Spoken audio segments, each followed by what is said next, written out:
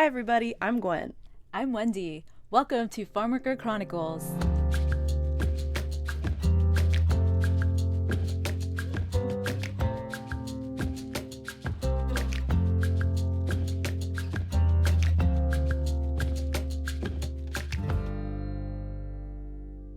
Thank you so much for tuning in. We're so grateful you joined us for our first episode. I'm so excited! We purchase foods and goods daily from farm workers, but we don't hear from them very often. But not for long. We're changing that by bringing their stories to the forefront on Farmworker Chronicles. On Farmworker Chronicles, we will share the stories of farm workers in Ohio and learn why they do this backbreaking work, how they got into the industry, and their hopes and dreams. We will also delve into the history of agricultural work in the U.S. and Ohio. These farm workers toil in the fields and harvest the food we eat, care for our livestock, work in dairies, and work in nurseries all across Ohio. Any plant parents out there have a ficus lorata and a monstera deliciosa? Thank a farm worker. Have you had some yummy local meat or produce lately? Thank a farm worker. In our future episodes, you'll hear directly from these farm workers that we want to thank for all of these foods and goods. But because today is an introductory episode, you'll just hear from us. In this first episode, we will take some time first to introduce ourselves. And then we will speak about how Ohio is impacted by farm workers and their labor. We will close out the episode by speaking about who farm workers are and the kinds of labor they do in Ohio.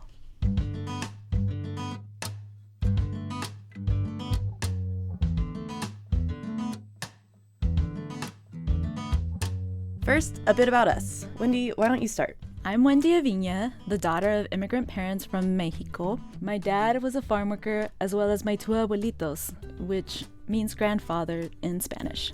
I have dedicated my professional career to helping and advocating for immigrants and farm workers. I have been a witness to countless stories that need to be heard. I have also been at the receiving end of commentary that is negative and ill-informed about the immigrant and farm worker communities. While these brave advocates in these communities have risen up to counter these negative narratives, immigrants and or farm workers have had limited opportunities to tell their stories, hence the creation of Farmworker Chronicles.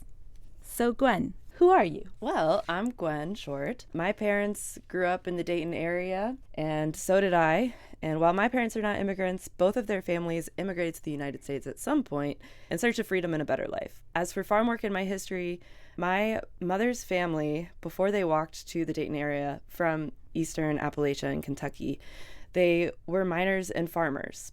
While they were in Appalachia, my mother's family owned and worked on their tobacco farm.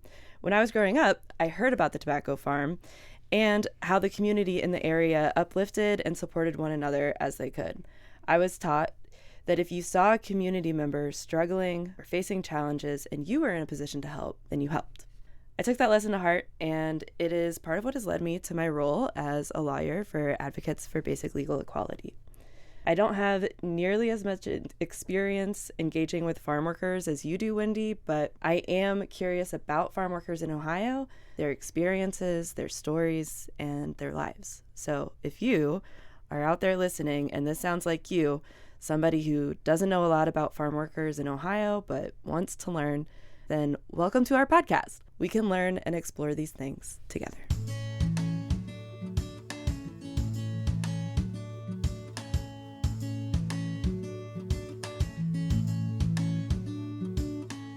We can't talk about farm workers in Ohio without talking about how their labor impacts Ohioans and the labor they perform. To talk about this, we are going to talk about the three main ways that farm workers have an impact in Ohio. First, they're members of our community. Second, their labor props up the number one industry in Ohio. And third, they are a reason for a lot of the produce on our shelves in grocery stores. So, farm workers as members of our community. For Ohioans, farm workers are our neighbors, classmates, family, and friends. It is estimated that there are over 30,000 agricultural workers, farm workers, all across Ohio. Of those 30,000 agricultural or farm workers, 28% reside in Ohio year-round and 72% migrate to Ohio. Now let's talk about how farm worker labor props up the number one industry in Ohio. Yeah, you're correct. So agriculture is a number one industry in Ohio. 1 in 7 jobs comes from agriculture and food production. Yeah, in 2021, Ohio generated around $11 billion with a B from the agriculture industry. The highest valued commodities were soybeans, corn, and dairy products like milk. Ohio ranks third in production for tomatoes and pumpkins, second in egg production, and we are number one in Swiss cheese. I appreciate because I like Swiss cheese. Ohio also ranks highly in the nation for its production of bell peppers, sweet corn, cucumbers, and sales of chickens. Lastly, a lot of the produce on our grocery shelves in Ohio is there because of farm workers and their labor. That's right. Without this workforce, our food supply would not be accessible or left to perish in the fields. Gwen, did you know that during the coronavirus pandemic, farm workers were declared essential workers? Yeah, and rightfully so, Wendy. Believe it or not, despite our world becoming more and more mechanized, a lot of our fruits and veggies require human hands for their harvest. And more human hands are needed to sort, package, load, and deliver that produce to our local grocery stores. So let's talk more about these human hands, or more accurately, the humans who feed us.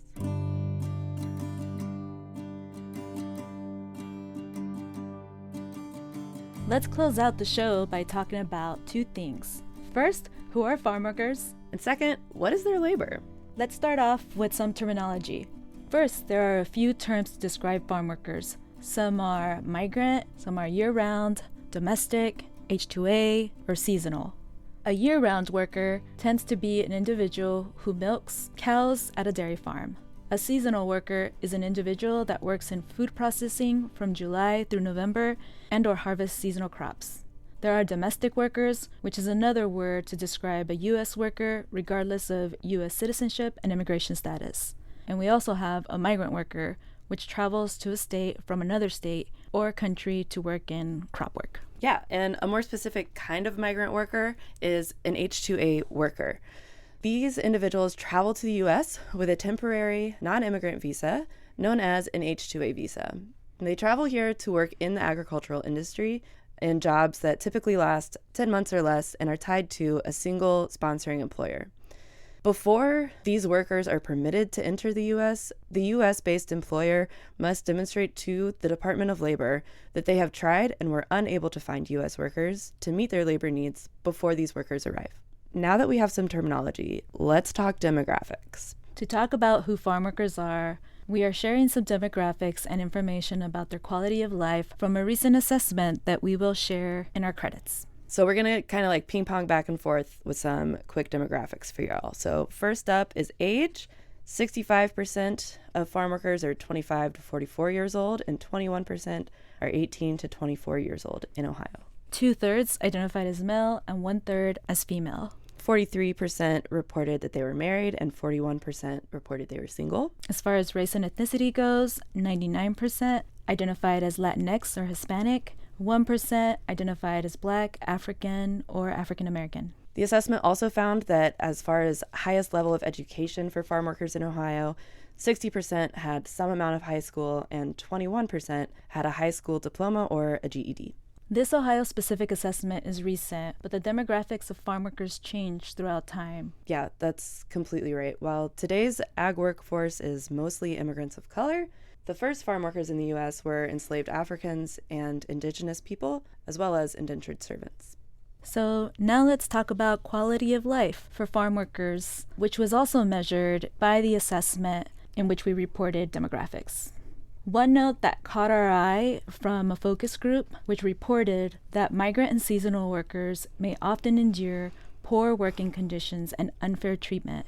Language barriers, housing, healthcare, and mental health services, childcare, transportation, and racism were cited as the biggest challenges faced by migrants and seasonal farm workers in Ohio.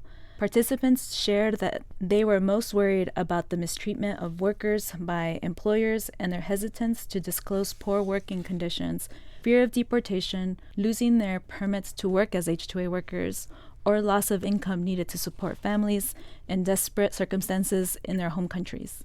Wow, that's a lot to take in. It sounds like farm workers are facing a lot of barriers and challenges in almost every aspect of their life, from language access to basic transportation, all the way to racism. Yeah, I don't think these are universal experiences, but they are prevalent, unfortunately.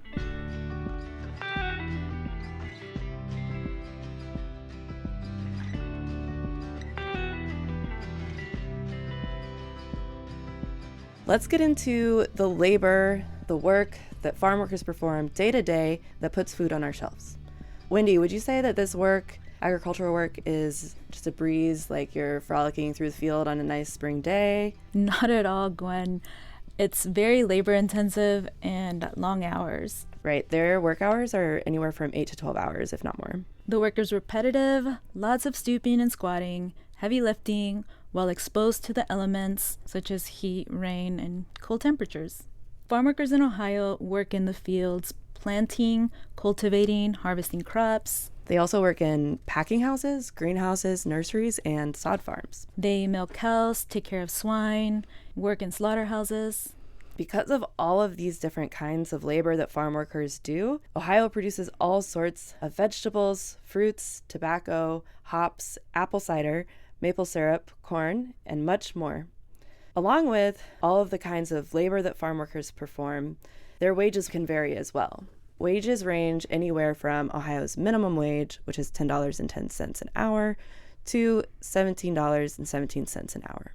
They can also be paid by the bushel or pound, but they can't be paid any less than the minimum wage. Wendy, I feel like we can't talk about labor and not talk about occupational health and safety. For sure. So farm workers are frequently exposed to pesticides. They can breathe in or absorb these chemicals via their skin. They also often lack sufficient water or restroom breaks and have limited access to shade. That's right. So nominal bathroom or water breaks during long shifts while doing strenuous physical labor can have serious adverse effects on their body. This can result in things like heat exhaustion, dehydration, heat stroke, and even death. Yeah, so farm workers face these risks while lacking medical insurance or being underinsured.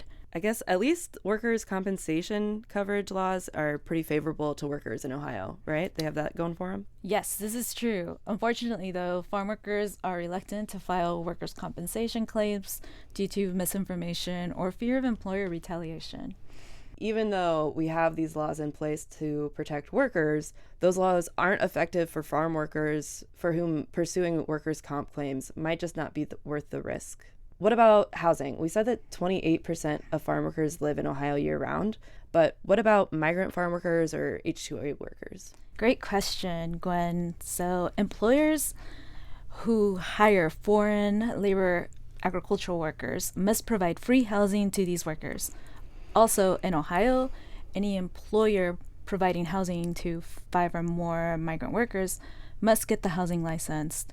The Ohio Department of Health is responsible for inspecting and licensing the housing.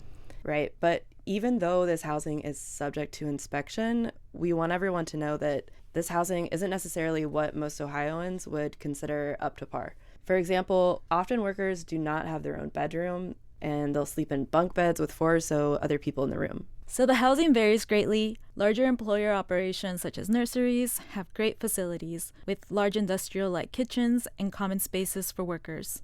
But the reality is that most farm worker housing is small, old, held up by cinder blocks, and even is without drywall. Overall, farm workers can endure some really harsh working and living conditions for already really hard jobs that we all depend on. So if you're out there and you're a farm worker and you're listening to this, I want to let you know that I'm glad you do this work.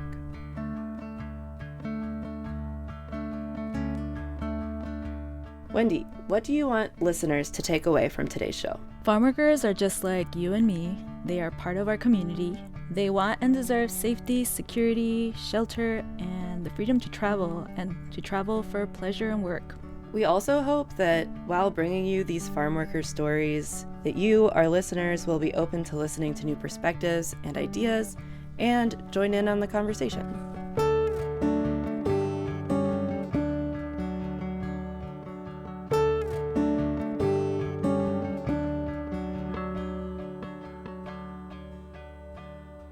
Thanks for joining us on this episode of Farmworker Chronicles. We are your hosts and producers, Wendy and Gwen. Our executive producer is Chris Pfeiffer. Today, we want to give credit to Spectrum News out of Cincinnati, the Ohio Secretary of State, the University of Arkansas's Division of Agriculture, Legal Services Corporation, and the Legal Aid of Western Ohio and Advocates for Basic Legal Equality Needs Assessment. All of these sources helped us bring the information to you, the listener, today. If you want to join the conversation, go to wgte.org/FWC. Until then, I'm Gwen. And I'm Wendy, reminding you to thank a farm worker. Bye.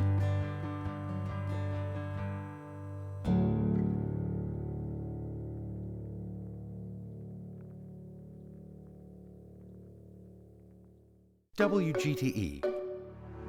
Voices around us. WGTE is supported in part by American Rescue Plan Act funds allocated by the City of Toledo and the Lucas County Commissioners and administered by the Arts Commission.